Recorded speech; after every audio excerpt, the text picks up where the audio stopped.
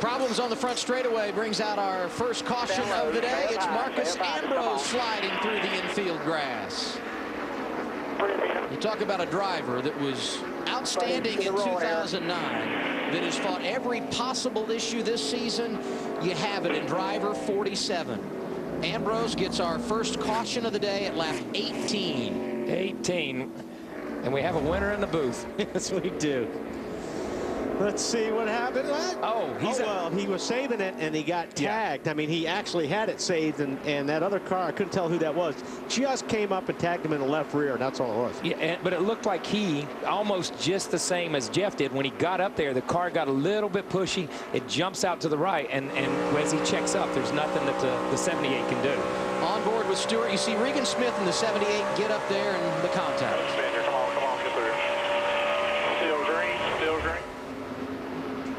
The good news is not a great deal of damage suffered for the 47 of Marcos Ambrose after he hit the wall, so should be able to make some repairs and stay in the race. Yeah, didn't see the right front, but I don't think there's any problem in the right front. But you want to make sure, and Larry mentioned it earlier in the pre-race, the front fenders and all that stuff in the front is really, really important here at Michigan. You know, you can bang up the rear, I think, a little bit and not lose so much. But as long as your front fenders are clear, that's what's really important. That valence, those front fenders and that valence and those struts that hold that valence in place, and that was a really good shot from the camera guys. That was a really good shot that you could see that those struts didn't appear to be bent. Looks like they're going to go with just an air pressure adjustment on this stop for the 11 of Hamlin. He's away. A lot of nice looking pit stops down there just now. I mean, everybody did a really good job on their stops. That cycle of green flag stops began at lap 88. Uh-oh, no problems fuel for pressure. Hamlin. Still running, it may have picked up air in the pits. Ooh, that's going to cost him the lead. There goes Kurt Busch. You saw him drive by Montoya. Now it's dying. Okay. Keep it. All right. What he's basically saying, did you hear what Mike said? Mike said it may have picked up some air in the pits.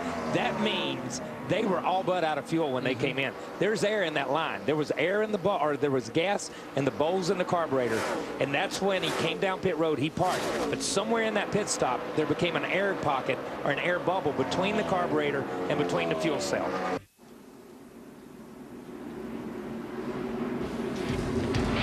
Under caution for the third time today at Michigan. We will show you why in a moment. First, pit stops for the third time today. Ralph? Here comes Kasey Kahne to his pit stall. First one in. This is only the 5th time this year he has led a race. Let's see if they only take 2 tires this year on this stop, I should say. That's going to be the call. 2 tires and fuel, Phil. Ralph, David Ragan was a little bit too free. A little bit better that time than it was the time before. 2 tires, Marty. No trouble. David Ragan makes contact with Casey Mears, trying to leave the pits, Marty. 2 tires for Tony Stewart. Already gone from this end of pit road. Darian Grubb made the call once he saw everybody else take 2, Matt. Absolutely the same call for the 2 of Kurt Busch. He said keep an eye on the 9 since they will be hitting their box first. Let's see what they do. If they go right sides, let's do the same. That's exactly what Kurt Busch did.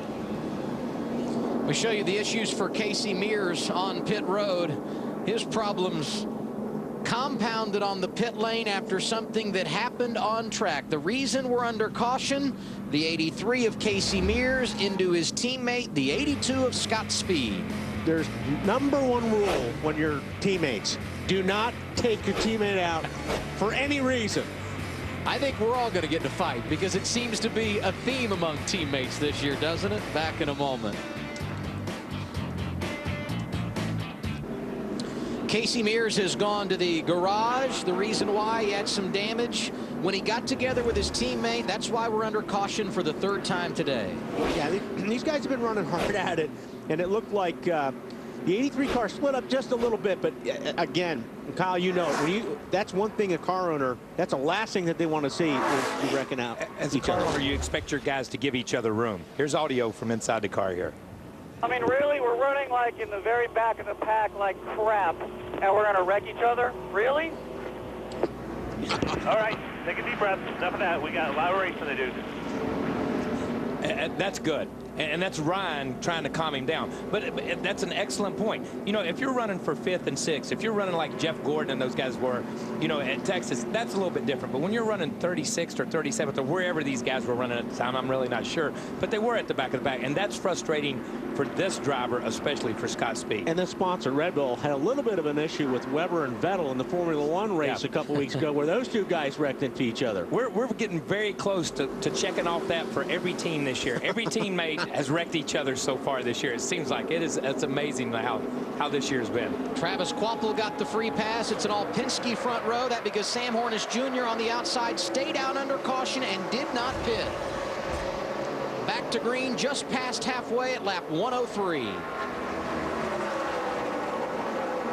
From up here, oh, he's been in the sport. He got into the wall. This is a strange deal with this new car. If you look at that spoiler coming at you, that spoiler sticks out 2 or 3 inches, it looks like, visually, off the right side. He got into the wall. If we remember when he got into the wall earlier, we showed the footage of it. Obviously, it's peeled that corner back, and that thing couldn't do anything but get looser from that point. And the reason he got in the wall is because he was loose to begin with. So that was a double.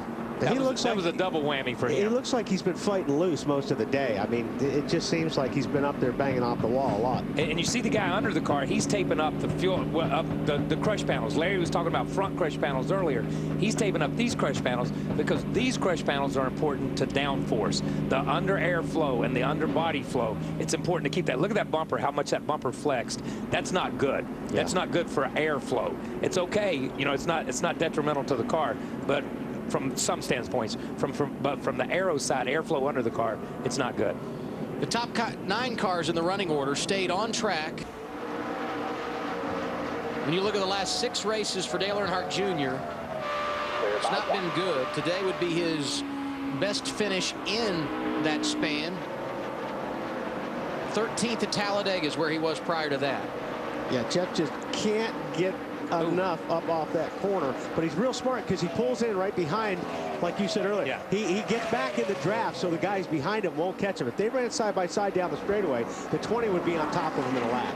Denny Hamlin just about midway down the back straightaway, a lap and a half from getting his 2nd victory in a row.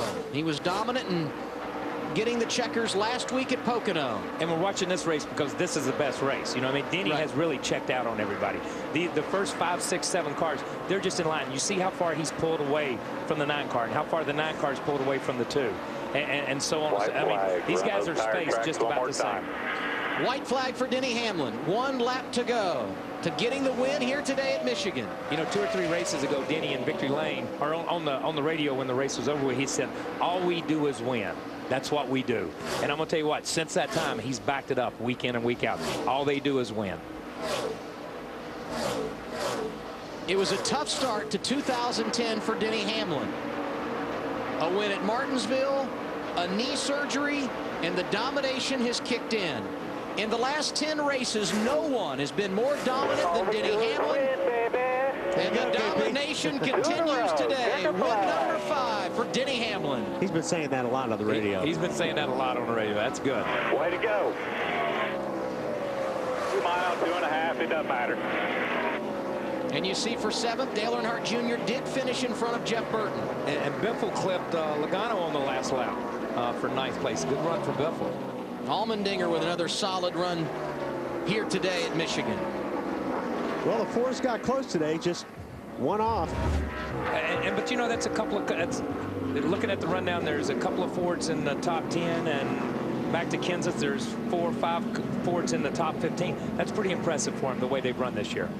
Joe Gibbs Racing, 7 victories in the last 10 races. The man who will celebrate today, Denny Hamlin. More from Michigan after a break. You're watching NASCAR on TNT.